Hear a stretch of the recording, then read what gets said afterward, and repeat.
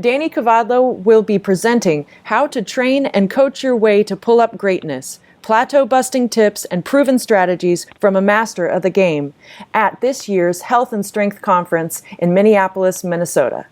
Danny, what do you see as the biggest stumbling block clients face when attempting to progress in the pull-up? Most of the time, people have a tendency to focus on the muscles they can see, those mirror muscles or those beach muscles. So they're focusing on their chest and their abs a lot. Right. And they kind of ignore the muscles in the posterior of the body. So for that reason, a lot of people, even people that work out on a regular basis, have a stronger push than pull. So one of the obstacles is that people neglect to train that part. So what happens is people focus on their pressing, they focus on their push-ups, and they really just don't do enough pulling. So the biggest thing that they got to start with is just working on the fundamentals. I'm a big believer in the power of sets and reps. You're going to get better at your pull-ups by practicing the basics. You know, I've gotten hundreds of emails from people that write to me and they want to learn how to do advanced variations. They'll write to me, they'll say, hey, I want to learn an archer pull-up, or I want to do a muscle-up.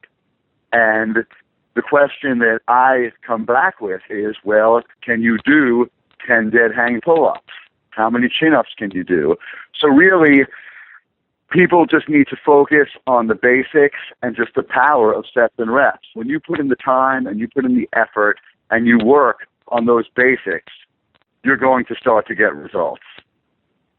Why do most women traditionally avoid pull-ups? And how do you handle that fear with those female clients? That's a good question. You know, there's this grand misconception that women can't do pull-ups, and that's not true. Women, and men for that matter, who want to get better at pull-ups or need to learn to do a pull-up, they need to just start at the very, very beginning. You know, you have to get comfortable with the bar. You know, a lot of these women's workouts are geared toward very light weights or towards more yoga and Pilates-based movements, and there's nothing wrong with those whatsoever.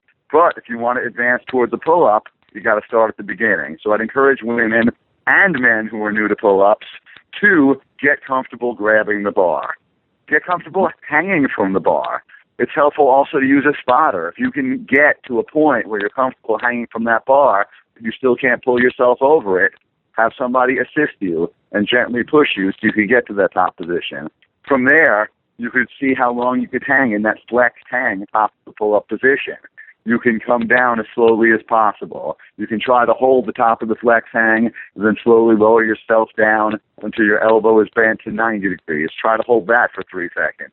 Then slowly come down until your elbow is bent to 120 degrees. Try to hold that for 3 seconds. Return to the dead hang. Try to hold that for 3 seconds. Then come off the bar. That technique is very, very helpful because it helps you dial in on what can potentially be those sticking points or those weak spots during the repetition.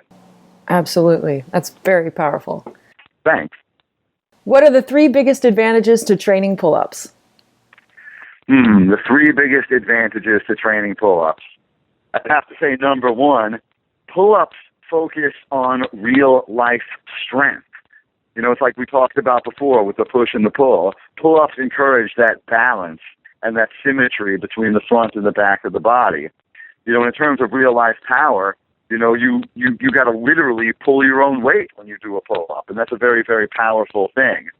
Not only that, pull-ups work a lot of other muscles that people don't really think about when they're doing their normal strength training. You know, in addition to the arms, the biceps, and the lats, pull-ups are amazing for grip strength. Pull-ups are amazing for core strength. You know, if you want to do a controlled pull-up, you're not going to just be using your back and your arms. You're going to be employing your abs. You're going to be employing your glutes in order to not swing and to remain stable.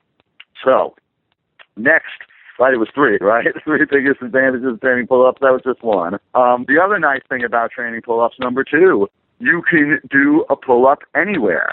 A lot of fitness and exercise is based on a specific piece of equipment. You want to lift your weights? Well, you need a set of weights.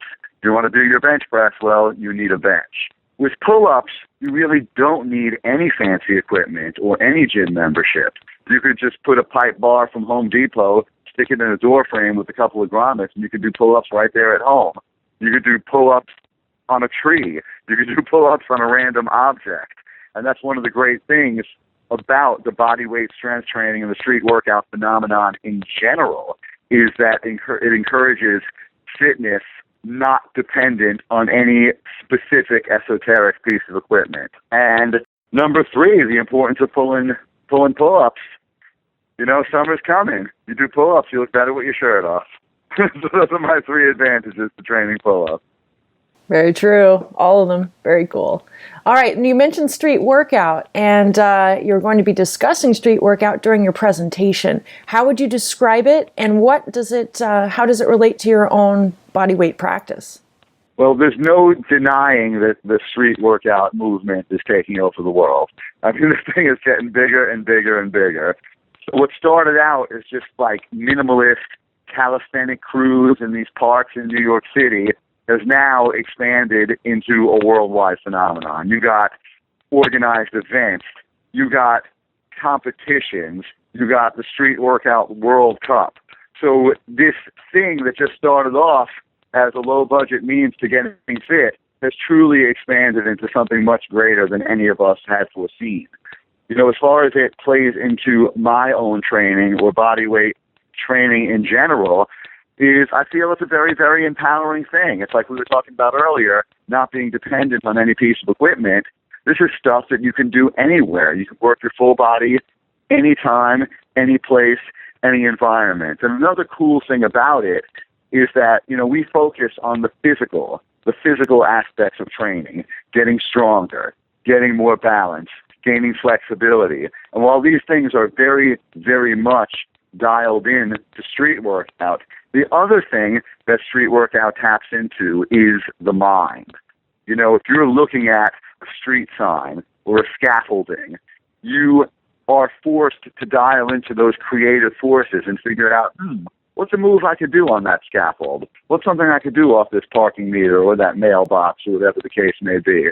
So when you're talking about street workout, you are definitely talking about strength training the body, but you're also getting creative. You're exploring to the maximum capability what you can accomplish using just your mind, your body, and the environment around you. And I feel that's a very, very pure thing. And it really just helps us focus into what's important. Very cool. Last question. The title of one of your books is Everybody Needs Training. In other words, everyone needs a coach. Who do you turn to refine your own game? Wow, that's another great question. I try to learn from everyone around me.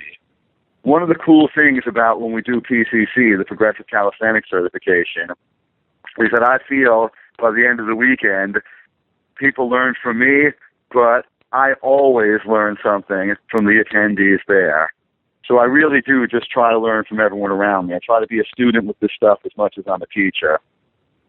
But as far as who do I turn to refine my own game, I mean, I have the privilege of associating with a whole lot of great trainers. I just had dinner with Jack Arnold last night. And for those of you who don't know Jack is one of the pioneers of modern calisthenics and the street workout movement. Just a 73-year-old guy that can still do a one-arm pull-up and a front lever. I could look at someone like Jack. I could look at Stephen Hughes Landers, who came to our PCC workshop in England, who's a street workout competitor. Edward Checo from Bar Stars. These guys are always inspiring me to step up my own game. But even more than that, there's a lot of people that I can look to refine my abilities who are just people you never heard of. You know, I work out in a park called Tompkins Square Park, and there are cats over there that nobody knows who their name is, and nobody has seen their YouTube channel, so they don't have one. These are just people that are pounding the pavement every day, that are strong as hell, that know the power of sets and reps, and that I could look at for inspiration and say, wow, I got to work on this a little more. How did you do that? What's your technique for this? How long have you been training? So really, I'm so lucky that there are so many people I could look to get better at and seek inspiration and become a better version of myself through their wisdom and their experience and their knowledge. So like I say, everybody needs training, even me. Danny Kavadlo will be presenting how to train and coach your way to pull-up greatness, plateau-busting tips and proven strategies from a master of the game at this year's Health and Strength Conference in Minneapolis, Minnesota.